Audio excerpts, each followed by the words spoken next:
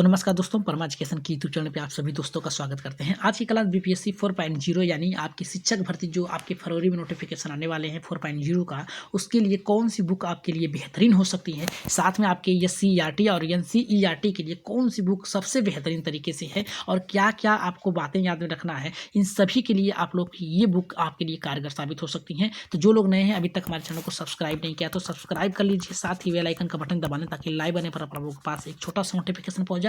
एक बार शेयर कर दीजिए सीजन को अपने अपने ग्रुपों में ताकि अधिक से अधिक लोग हमारे चैनल से जुड़ सके। तो यहाँ पे बात करेंगे कि इस प्रकार से कौन से बुक से कितने प्रश्न आए हुए हैं और यहाँ पे चाहे वो टीआरई 1 हो, 2 हो, 3 हो और कितने प्रश्न आए हैं और किस प्रकार से प्रश्न आए हैं, उन सब को यहाँ पे बात करेंगे इस बुक के माध्यम से। और ये बुक जो है यहाँ पे रुक्मणी की है। मैं यहाँ पे इसका स्पॉन्सर नहीं कर रहा हूँ, बस बता रहा हूँ आपको कि कौन सी बुक आपको पढ़नी चाहिए। तो यहाँ पे देखिए, प्राथमिक के लिए, माध्यमिक के लिए, उच्च माध्यमिक के लिए बेस्ट बुक है आपकी 24 अगस्त और 26 अगस्त के बीच में 2023 में जितने भी परीक्षा हुए हैं बीपीएससी द्वारा कंडक्ट कराए गए हैं, उसको यहाँ पे शामिल कर लिया गया है। और किस प्रकार से इसमें प्रश्न आते हैं एक बार देख लीजिए। इसमें पहला प्रश्न देखिए इस प्रकार से आता है कि बिहार की स्थापना कब हुई थी। तो बिहार की स्थापना जो हुई थी 22 मार्च 2012 को हुई थी, लेकिन इसे राज्य का दर्जा जब प्राप्त हुआ था, इसे बिहार राज्य का दर्जा प्राप्त हुआ था 26 जनवरी 1950 को, और ये प्रस्तावित लाया गया था 1911 को। यहाँ पे अगर बात किया जाकर इसकी राजधानी की बात किया जाए तो ये इसकी राजधानी जो है पटना में है, याद रखिएगा। ऐसे ऐसे प्रश्न इसमें बनते हैं कि उच्च न्यायालय कहाँ है, पटना में है। राजकीय भाषा क्या है, हिंदी है। तृतीयक भाषा यहाँ पे बिहार की क्या है, तो आपकी उर्दू है। वहीं पे राज्य की पशु की बात किया जाए तो बैल है, राज्य की पक्षी की बात किया जाए तो गौरैया है। ऐसे ऐसे प्रश्न इसमें आए हुए जो कि प्रीवियस मॉडल पेपर से संबंधित हैं। और वहीं पे अगर अब बात किया जाए दूसरे बुक की, जो कि आपके लिए सबसे फेवरेट बुक हो सकती है, और यहाँ से कम आपके 9 से 10 नंबर के यहाँ पे प्रश्न फंसते हैं इससे, जो कि आपकी लुसेंट है। लुसेंट हर एक विद्यार्थी पढ़ता है और इसे सामान्य ज्ञान यानी जीके की बात किया जाए तो यहाँ से कम आपके कम से कम 9 से 10 नंबर आपके फंस सकते हैं। सभी के सभी प्रश्न यहाँ पे फंस सकते हैं। यहाँ पे इसमें देखिए दिया है अक्षांशी विस्तार दिया है, देशांती विस्तार दिया है, आकृति के आधार पर आकार यहाँ पे दिया है, क्षेत्रफल कितना है बिहार का, वहीं पर लंबाई चौड़ाई के आधार पर कितना किलोमीटर तक फैला हुआ है, चौड़ाई के आधार पर कितना फैला हुआ है, औसतम ऊंचाई कितना है समुद्र तट से 52.73 मीटर है। और यहाँ पे सीमाओं का विस्तार किस प्रकार से है कि बिहार की सीमा किससे सटी हुई है, नेपाल से सटी है और कितने जिलों के साथ मिलकर बनती है। तो याद रखिएगा 7 जिलों से। दक्षिण में झारखंड से कितने जिलों से मिलकर बनी सटी हुई है, तो 9 जिलों से। पूर्व में पश्चिम बंगाल से कितने जिलों से सट के बनी हुई है बिहार, तो ये याद रखिएगा 3 से। पश्चिम में उत्तर प्रदेश से 7 जिलों से मिलकर बनी हुई है। याद रखिएगा ये जो है लुसेंट के कुछ महत्वपूर्ण टॉपिक से। साथ में आपको एक बात और याद रखना है कि आपको किस प्रकार से यहाँ से आपके प्रीवियस मॉडल पेपर आपको पढ़ना है, जो कि आपके टीआरई 1 हो, टीआरई 2 हो, टीआरई 3 है। और ये समान यहाँ पे बिहार शिक्षक भर्ती की माध्यमिक और उच्च माध्यमिक के लिए यहाँ पे बनाया गया है, जो कि भाग 3 है, जो कि आपके लिए ये भी बुक आपके लिए कारगर साबित हो सकते हैं, जो कि बीपीएससी में यहाँ पे शिक्षक बहाली के लिए सबसे महत्वपूर्ण माना गया है।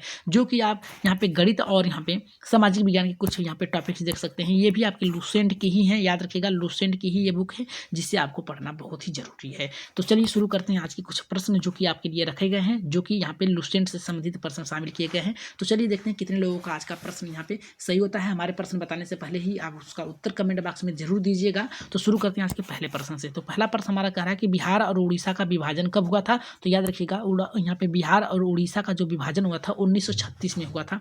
अगर वहीं पर बात किया जाए बिहार में डालमिया नगर किसके लिए प्रसिद्ध है, तो याद रखिएगा चमड़े के लिए प्रसिद्ध है। डालमिया जो नगर है ये चमड़े के लिए प्रसिद्ध है। वहीं पर अगर बात किया जाए कि बिहार में कोयले का अनुमानित भंडार कितना है, याद रखिएगा कि अनुमानित की बात क्या है यानी कितना है, तो ये 16 करोड़ टन यहाँ पे बिहार में कोयले के अनुमानित भंडार है।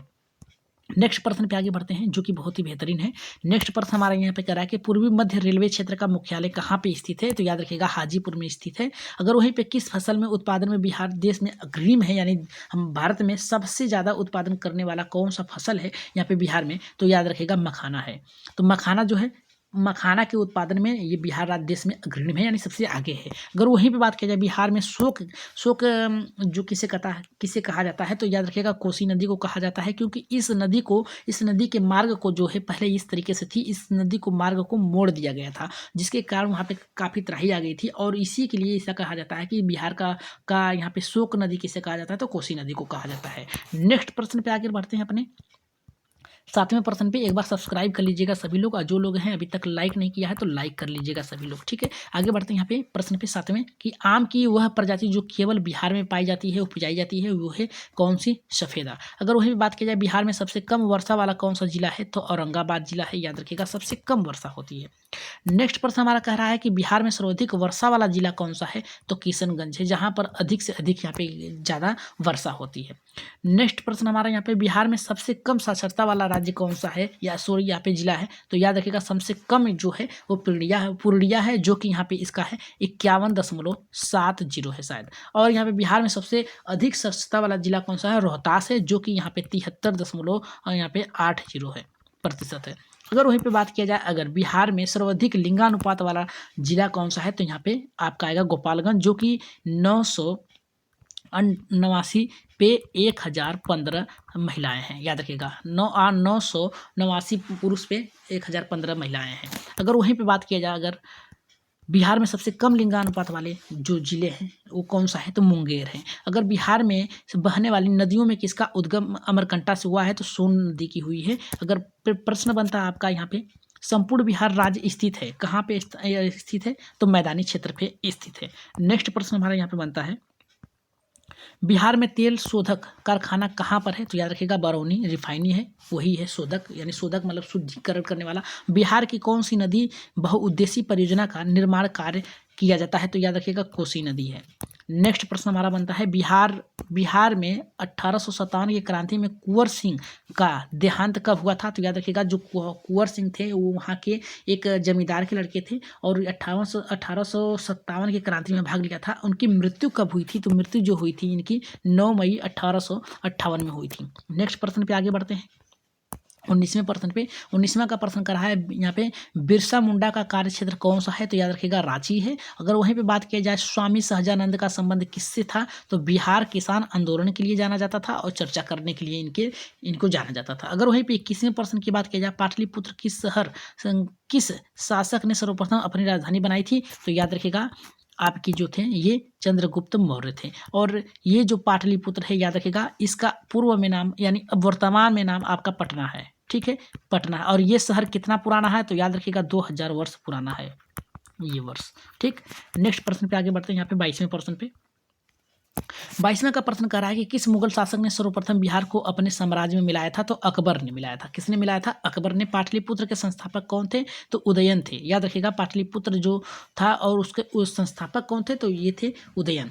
याद रखिएगा वर्तमान में नाम इसका क्या है, आपका पटना है, पटना। और ये कितना वर्ष पुराना है, 2000 वर्ष पुराना है, इतना याद रखिएगा। पाटलिपुत्र में स्थित चंद्रगुप्त का महल मुख्यतः बना है, लकड़ी का बना था, याद रखिएगा। पाटलिपुत्र में स्थित जो चंद्रगुप्त का महल था वो किसका बना हुआ था, तो लकड़ी का बना हुआ था, इतना याद रखिएगा। नेक्स्ट प्रश्न पे आगे बढ़ते हैं यहाँ पे 25वें प्रश्न पे। 25वां कह रहा है कि बिहार में सर्वाधिक लोकप्रिय सुल्तान कौन से थे, शेर शाह सूरी थे, याद रखिएगा सबसे लोकप्रिय ये शासक थे। और वहीं पे नालंदा विश्वविद्यालय में का वैभव किसके हाथों नष्ट हुआ था, तो बख्तियार खिजली के हाथों नष्ट किया गया था, इतना याद रखिएगा सभी लोग। और 27वें प्रश्न पे आगे बढ़े तो किस काल में बिहार की राजनीतिक शक्ति शैक्षणिक यहाँ पे सांस्कृतिक गरिमा का यहाँ पे खंडित किया गया था, तो मध्यकाल में, याद रखिएगा मध्यकाल में इसे खंडित किया गया था। अगर वहीं पे 28वें प्रश्न पे बात किया जाए तो 28वां प्रश्न हमारा देखिए क्या कह रहा है कि बिहार में सबसे बड़ा नगर कौन सा है, तो याद रखिएगा पटना नगर सबसे बड़ा है। बिहार में सबसे कम जनसंख्या वाला जिला कौन सा है, तो शेखपुरा है, याद रखिएगा सबसे कम जनसंख्या वाला है। अगर नेक्स्ट प्रश्न पे आगे बढ़ें हम, बिहार में सर्वाधिक जनसंख्या वाला जिला कौन सा है, तो पटना है। आगे बढ़ते हैं अपने नेक्स्ट प्रश्न पे। नेक्स्ट प्रश्न हमारा यहाँ पे कह रहा है कि बिहार में विश्वविद्यालयों की संख्या कितनी है, तो 21 है। बिहार में अनुमंडल कितने हैं, तो याद रखिएगा 101 अनुमंडल हैं। पटना को प्रांतीय राजधानी किसने बनाया था, तो याद रखिएगा शेरशाह ने। और नेक्स्ट प्रश्न हमारे यहाँ पे बनता है 35वें प्रश्न पे। 35वां प्रश्न करा है कि मूल रूप से बिहार शब्द का अर्थ क्या है, तो बौद्ध का मठ है, याद रखिएगा। और बिहार का मुगल साम्राज्य प्रांत किस रूप में गठन हुआ था, तो याद रखिएगा कब गठन हुआ था, तो 1580 में इसका गठन किया गया था। नेक्स्ट प्रश्न कर रहा है 37 का कह रहा है हमारा यहाँ पे बिहार का पृथक प्रांत रूप में गठन मांग प्रस्तुत की गई थी, तो 1906 में यहाँ पे जॉर्ज लूस के नाम एक ब्रिटिश अधिकारी थे उनके द्वारा। और ये जो मांग किया गया था आपका 1811 में 1812 में प्रस्तावित ला दिया गया था। अब पूर्ण राज्य का दर्जा ये प्राप्त हुआ था 26 जनवरी 1950 को, ठीक, आगे बढ़ते हैं नेक्स्ट प्रश्न पे। नेक्स्ट प्रश्न हमारा यहाँ पे कह रहा है कि बिहार में नमक सत्याग्रह आरंभ हुआ था 15 अप्रैल 1930 को। बिहार विधानसभा का वर्तमान में कुल कितने सदस्य हैं? तो 243 सदस्य हैं। नेक्स्ट प्रश्न पे आगे बढ़ते हैं हम। कह रहा है कि पटना उच्च न्यायालय की स्थापना हुई थी 1916 में हुई थी, याद रखिएगा। और आगे बढ़ते हैं अपने नेक्स्ट प्रश्न पे। नेक्स्ट प्रश्न हमारा कह रहा है कि बिहार लोकसभा में कितने सदस्य चुने जाते हैं? तो 40 सदस्य चुने जाते हैं। बिहार में राज्यसभा में कुल कितनी सीटें हैं? तो याद रखिएगा 16 सीटें हैं। वहीं पे अगर नेक्स्ट प्रश्न की बात करें हम, तो कह रहा है कि पुराना बिहार का कितना प्रतिशत जमीन लेकर झारखंड बना है? तो याद रखिएगा 45.85% लेकर झारखंड बना है। ठीक, झारखंड राज्य बना है अलग से। आगे बढ़ते हैं यहाँ पे 44वें प्रश्न पे। 44वां का यहाँ पे क्या करा है कि किस देश की सीमा बिहार राज्य से जुड़ती है? तो याद रखिएगा नेपाल की सीमा जो है, बिहार राज्य की सीमा जो है नेपाल से मिलकर बनी है। एक नेपाल एक अलग राज्य है, याद रखिएगा वहाँ पे वीजा नहीं लगता है। बिहार केसरी से किससे संबोधित किया गया था? तो कृष्ण, यहाँ पे श्री कृष्ण सिंह को यहाँ पे संबोधित किया गया था बिहार केसरी के नाम से। आगे बढ़ते हैं यहाँ पे 46वें प्रश्न पे। 46 से करा जगत नारायण लाल को किस जेल में भेजा गया था? तो याद रखिएगा बांकीपुर जेल में भेजा गया था। अगर वहीं पे बात किया जाए 47वें प्रश्न पे, 47वें प्रश्न पे बात किया जाए तो 47वां का हमारा करा कि रामचंद्र शर्मा किस गांव से थे? तो याद रखिएगा अमराहा से थे रामचंद्र शर्मा। जयप्रकाश नारायण सिंह किस पार्टी से संबंधित थे? समाजवादी पार्टी से संबंधित थे।